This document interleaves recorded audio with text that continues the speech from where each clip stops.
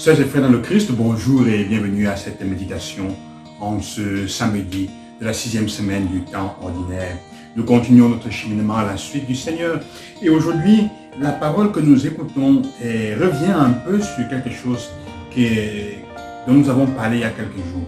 Saint Jacques, très pratique dans ses recommandations aujourd'hui, nous met en garde contre un petit organe de notre corps qu'il compare avec le timonier d'un gros bateau. Un gros bateau est guidé par un tout petit appareil qui est la gouvernail. La gouvernail qui par rapport à la taille des gros navires parfois est un petit appareil de rien du tout, mais qui est celui qui contrôle la direction.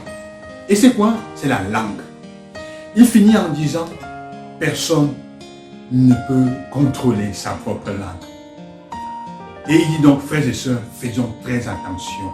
Au fond, il est difficile de gouverner notre langue. C'est la partie du corps qui nous met le plus dans des problèmes.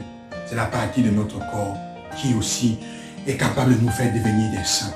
Un tout petit appareil, il dit, une toute petite chose comme ça. Et ça me rappelait qu'il y a un saint qui est fameux pour sa langue, Saint Antoine de Padoue.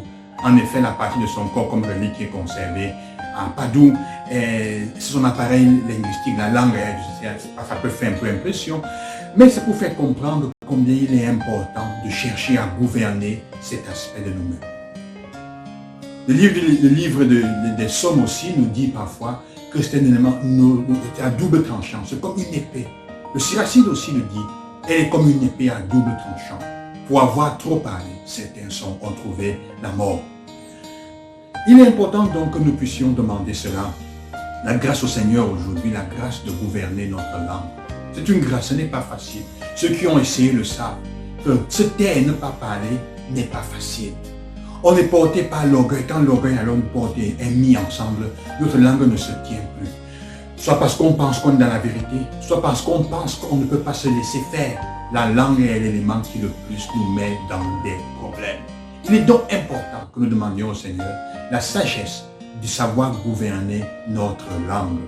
Jésus dans l'évangile demande aussi aux disciples, après qu'ils aient fait l'expérience de la transfiguration, ou Pierre encore en se laissant gagner par toujours lui, toujours Pierre, par cette émotion, cette émotivité grande, demande au Seigneur, restons ici. Jésus lui dit non, ce n'est pas facile. Quand tu as fait l'expérience spirituelle avec Dieu, une grande expérience, ce n'est pas pour ça que tu dois rester t'enfermer.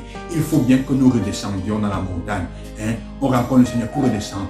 Et il lui dit, faites attention, ne racontez à personne ce que vous avez vu en ce moment. Ils vont, avec difficulté, le texte nous dit, ils vont tenir leur langue jusqu'au moment où le Seigneur ressuscitera. Parce que parfois, en donnant des informations trop tôt, elles ne portent que préjudice. Le Seigneur ne demande pas de ne pas parler, il dit de parler au moment juste. Utilise ta langue pour dévoiler les informations au moment opportun, au moment où elles peuvent aider. Et c'est là qu'il y a le problème.